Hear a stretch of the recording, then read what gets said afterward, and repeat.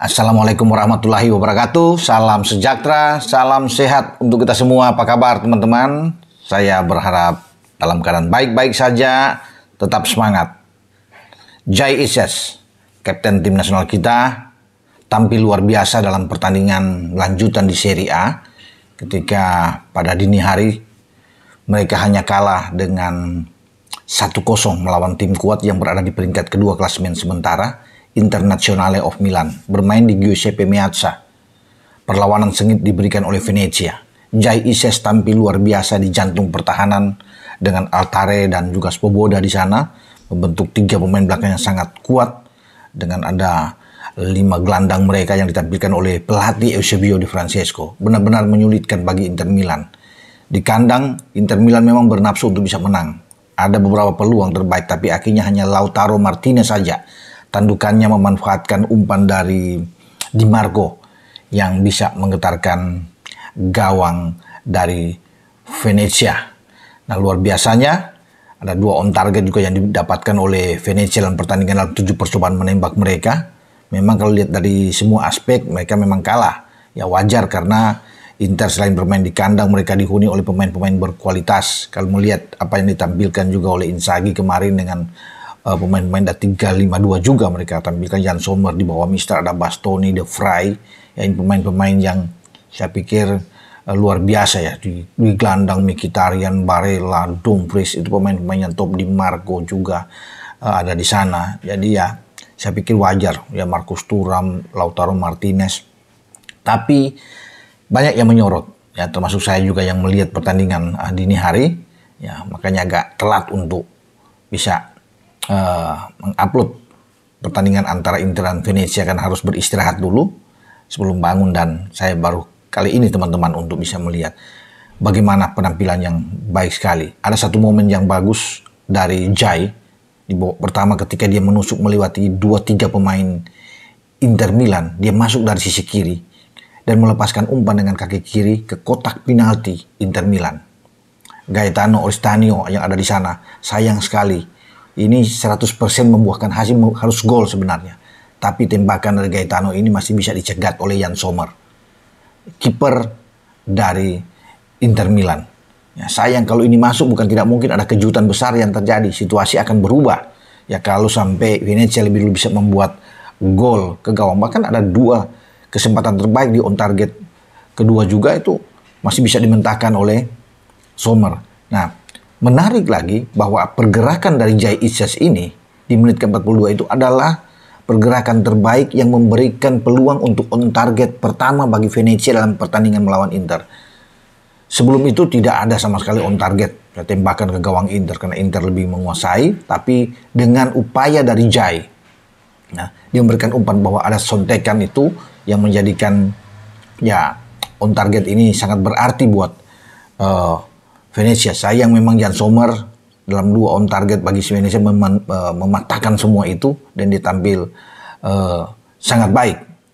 Nah, di belakang Jai tidak tergantikan. Pelatih Di Francesco tidak mau untuk menggantikan posisi dari Jai Isyes. Kecuali satu pemain ya, rekan dia, Altare ditarik keluar dan Marin Sversko yang masuk ya untuk mengisi posisi 3 back di tengah. Setelah Lautaro Martinez membuat gol, sebenarnya bisa ada gol penyeimbang ya di sini. Di penghujung laga di 90+8 kalau nggak salah, itu ada sebuah scrimmage di depan gawang dan bola duel di sana masuk ke gawang Inter Milan dan dibuat oleh Sversko. Tapi wasit menganulir ini setelah melihat VAR, kelihatan sekali katanya ada handsball di posisi Sversko sehingga dibatalin. Itu kalau masuk sudah di menit penghujung ya di injury time pasti akan draw dan Venezia bisa membawa 1 poin penting dari Meazza. Ya, sayang sekali memang bahwa gol itu tidak disahkan dan VAR yang menganulir gol dari Venezia. Tapi apapun itu, terlepas dari hasil yang di mana mereka kalah dan menempatkan Venezia masih di posisi ke-18 di klasemen sementara Serie A, ya karena ada 8 poin yang mereka dapatkan. Tapi ada satu hal yang baik, bahwa Jai memperlihatkan kelas dia. Ya, berhadapan dengan pemain-pemain top di lini depan Inter Milan, dia bermain oke sekali. Dalam mendukung serangan transisi permainan bagi Venezia juga dia tampil bagus. Artinya ini kabar baik bagi Sintayong, pelatih kepala Indonesia, bahwa dia siap ya secara fisik dan mental untuk bisa menjaga pertahanan kita di saat kita akan menjamu Jepang pada tanggal 15 November dan Arab Saudi pada tanggal 19 November, lanjutan grup C kualifikasi atau pra Piala Dunia. Jadi untuk zona Asia ini ya. Jadi Jai benar-benar sudah siap. Ada satu pertandingan lagi yang akan disisakan oleh Jai, yaitu melawan Parma sebelum dia menuju ke Indonesia. Parma itu tanggal 9 November dia akan datang dan akan ada break internasional untuk FIFA Matchday dan dia akan memperkuat tim nasional Indonesia. Nah, Jai mungkin akan tiba di antara paling lama tanggal 9 setelah tanggal 9 tanggal 11. Dia bisa mendarat dan mempersiapkan diri bersama dengan tim nasional Indonesia. Nah, bagi Inter Milan ini juga modal bagus buat mereka, menempel ketat Napoli dengan berselisih 1 poin sekarang di belakang Napoli dari 11 pertandingan. Napoli 25, mereka 24 poin Inter Milan, dan menjadi kemenangan ke-7 mereka setelah mengalahkan Venezia dengan 3 imbang dan 1 kali kalah. Ini juga bagus untuk mempersiapkan diri bagi Inter Milan menghadapi Arsenal dalam lanjutan Liga Champions. Pada Kamis nanti mereka akan bertarung dengan Arsenal di Meazza, dan saya pikir ini satu hal yang sangat baik tentunya untuk memotivasi Nerazzurri bisa bermain lebih bagus lagi di saat akan menjamu Arsenal. Sementara rekan Jai Isyas atau juga pemain tim nasional kita yang bermain di bek kiri, Calvin Verdong, juga memperlihatkan hasil yang baik. Masuk sebagai pemain inti, bermain 90 menit, dan bagaimana Nijmegen bisa mengalahkan Groningen dengan 6 gol ya, tanpa balas, clean sheet. Baik sekali ya bagi seorang Calvin Verdong, karena dia juga akan menjadi pemain inti di saat akan menghadapi Jepang dan Arab Saudi nantinya dalam pertandingan lanjutan. Dia pasti akan tetap coba digeser lagi ke posisi yang dia inginkan, yaitu posisi bek kiri.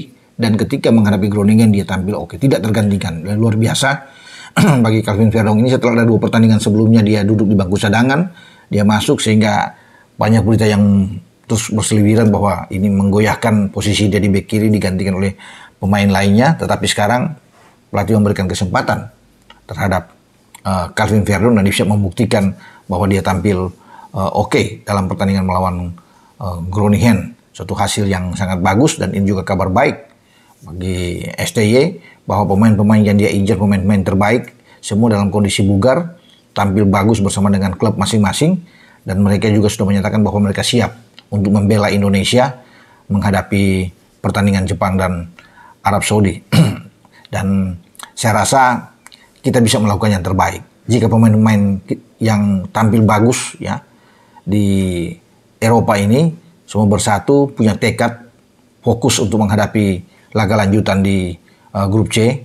Saya meyakini walaupun kita mungkin saja kehilangan Mads Hilgers yang kemarin cedera ya, tapi kita masih mengharapkan, masih menunggu untuk 1 pekan ke depan lagi posisi Mads Hilgers bagaimana, untuk apakah dia bisa tersedia cedera ringan atau tidak.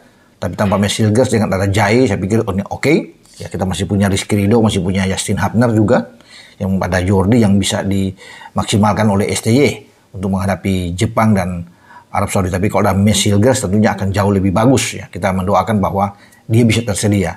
Jadi penentuannya teman-teman bagi Mads ini tinggal tunggu lawan Ajax. Jadi kalau lawan Ajax dalam lanjutan di Eredivisie nantinya di akhir pekan ini ya, dia tidak dimainkan atau bahkan tidak ada di bangku cadangan, berarti peluang dia untuk bisa bermain melawan Indonesia itu tipis ya. Karena disitulah akan ditentukan. Kalau dia ada paling tidak di bangku cadangan, ini bisa buat Mads Hilgers ya, atau apalagi dia bermain. Kalau dia bermain sudah aman ya bagi kita bahwa dia akan siap untuk memperkuat tim nasional Indonesia. Jadi ukurannya akan menghadapi Ajax saja. Kita akan nantikan dan kita berdoa bersama bahwa Mads Hilgers cepat sembuh dan bisa bermain untuk tim nasional kita. Dengan saya Bung Ropan berbicara di sini. Ciao.